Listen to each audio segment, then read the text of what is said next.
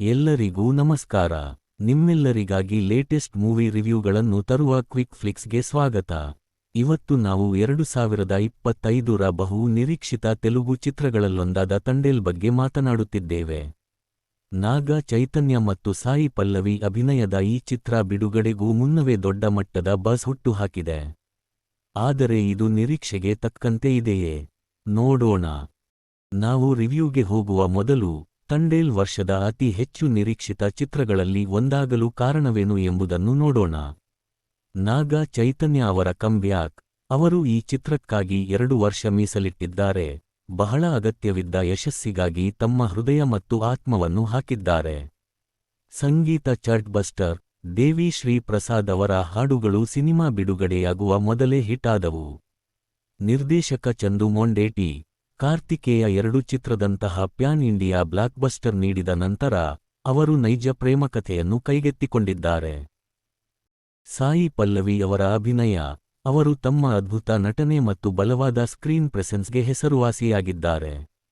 ನೈಜ ಜೀವನ ಆಧಾರಿತ ಪ್ರೇಮಕಥೆ. ಅಂತಹ ಭಾವನಾತ್ಮಕ ಕಥಾಹಂದರದೊಂದಿಗೆ ನಿರೀಕ್ಷೆಗಳು ಸಹಜವಾಗಿ ಹೆಚ್ಚಿದ್ದವು. ಹಾಗಾದರೆ ಕಥೆ ಏನು?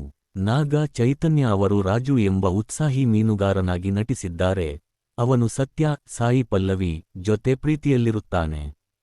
ಆದರೆ ಸತ್ಯ ಮೀನುಗಾರಿಕೆಯನ್ನು ಬಿಟ್ಟು ಸುರಕ್ಷಿತ ಕೆಲಸಕ್ಕೆ ಹೋಗುವಂತೆ ಒತ್ತಾಯಿಸುತ್ತಾಳೆ. ಆಕೆಯ ಮಾತನ್ನು ಧಿಕ್ಕರಿಸಿ ರಾಜು ಸಮುದ್ರಕ್ಕೆ ಹೋಗುತ್ತಾನೆ ಮತ್ತು ಆಕಸ್ಮಿಕವಾಗಿ ಪಾಕಿಸ್ತಾನದ ಜಲಗಡಿಯನ್ನು ದಾಟುತ್ತಾನೆ. ಅಲ್ಲಿ ಅವನನ್ನು ಬಂಧಿಸಲಾಗುತ್ತದೆ. ಉಳಿದ ಸಿನಿಮಾ ಅವರ ಹೋರಾಟ, ಬೇರ್ಪಡುವಿಕೆ ಮತ್ತು ಪ್ರೀತಿ ಮರಳಿ ಬರುವ ದಾರಿ ಕಂಡುಕೊಳ್ಳುತ್ತದೆಯೇ ಎಂಬುದರ ಕುರಿತಾಗಿದೆ. ಕೇಳಲು ರೋಚಕವಾಗಿದೆ, ಅಲ್ಲವೇ? ಸಿನಿಮಾ ಹೇಗೆ ಮೂಡಿಬಂದಿದೆ ನೋಡೋಣ. ಪಾಸಿಟಿವ್ ಅಂಶಗಳು. ಪ್ರೇಮದ ಅಂಶಗಳು. ಪ್ರಣಯವನ್ನು ಸುಂದರವಾಗಿ ಚಿತ್ರಿಸಲಾಗಿದೆ. ಕೆಲವು ಹೃದಯಸ್ಪರ್ಶಿ ಕ್ಷಣಗಳಿವೆ. ನಾಗ ಚೈತನ್ಯ ಮತ್ತು ಸಾಯಿ ಪಲ್ಲವಿ ಅವರ ಅಭಿನಯ. ಇಬ್ಬರೂ ನಟರು ತಮ್ಮ ಅತ್ಯುತ್ತಮ ನಟನೆಯನ್ನು ನೀಡಿದ್ದಾರೆ. ಅವರ ರಸಾಯನಶಾಸ್ತ್ರವು ನಿಜ ಮತ್ತು ಭಾವನಾತ್ಮಕವಾಗಿರುವಂತೆ ಮಾಡುತ್ತದೆ. ದೇವಿ ಶ್ರೀ ಪ್ರಸಾದ್ ಅವರ BGM ಮತ್ತು ಹಾಡುಗಳು ಚಿತ್ರದ ದೊಡ್ಡ ಬಲಗಳಲ್ಲಿ ಒಂದು. ಹಿನ್ನೆಲೆ ಸಂಗೀತ ಮತ್ತು ಹಾಡುಗಳು ಪ್ರತಿಯೊಂದು ಭಾವನೆಯನ್ನು ಹೆಚ್ಚಿಸುತ್ತವೆ. ಛಾಯಾಗ್ರಹಣ. ಸಾಗರ ದೃಶ್ಯಗಳು.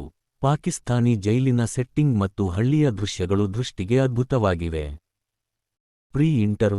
ಇಂಟರ್ವೆಲ್ ಮತ್ತು ಕ್ಲೈಮ್ಯಾಕ್ಸ್. ಈ ಭಾಗಗಳನ್ನು ಉತ್ತಮವಾಗಿ ನಿರ್ವಹಿಸಲಾಗಿದೆ ಮತ್ತು ಪ್ರೇಕ್ಷಕರನ್ನು ಹಿಡಿದಿಟ್ಟುಕೊಳ್ಳುತ್ತದೆ.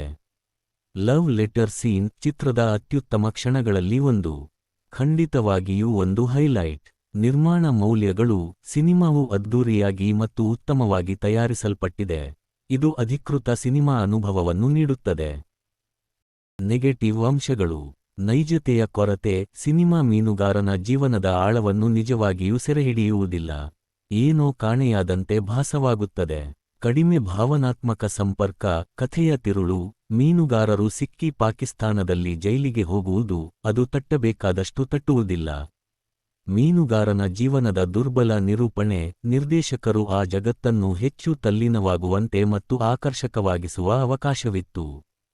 ಚಿತ್ರಕಥೆ ಮತ್ತು ಬರಹ. ಕಥೆ ಬಲವಾಗಿದ್ದರೂ ಪ್ರೇಕ್ಷಕರು ನೋವು ಮತ್ತು ಹೋರಾಟವನ್ನು ಅನುಭವಿಸುವಂತೆ ಮಾಡಲು ಬರಹವು ಉತ್ತಮವಾಗಿರಬೇಕಿತ್ತು. Final verdict. ಸಂಗೀತ, ಅಭಿನಯ ಮತ್ತು ಪ್ರೇಮಕಥೆಗಾಗಿ ಒಮ್ಮೆ ನೋಡಬಹುದಾದ ಸಿನಿಮಾ. ನೀವು ಪ್ರಣಯ ನಾಟಕಗಳನ್ನು ಪ್ರೀತಿಸುತ್ತಿದ್ದರೆ ನಾಗ ಚೈತನ್ಯ ಮತ್ತು ಸಾಯಿ ಪಲ್ಲವಿ ಅವರ ಕೆಮಿಸ್ಟ್ರಿ ನಿಮಗೆ ಇಷ್ಟವಾಗುತ್ತದೆ. ಆದರೆ ನೀವು ಭಾವನಾತ್ಮಕವಾಗಿ ತೀವ್ರವಾದ ಅನುಭವವನ್ನು ಹುಡುಕುತ್ತಿದ್ದರೆ ನೀವು ಸ್ವಲ್ಪ ನಿರಾಶೆಗೊಳ್ಳಬಹುದು. ಇವತ್ತಿನ ವಿಮರ್ಶೆ ಇಷ್ಟೇ. ನೀವು ತಂಡೇಲ್ ನೋಡಿದ್ದೀರಾ? ನಿಮ್ಮ ಅಭಿಪ್ರಾಯವೇನು?